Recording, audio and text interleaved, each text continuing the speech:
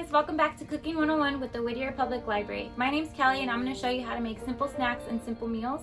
So we're going to make avocado tacos today and avocado toast. You're going to need avocado, corn tortillas, whole wheat bread or white bread, red onion, tomatoes. And don't forget, for the tacos, you need my fave, tapatio. So let's go ahead and get started.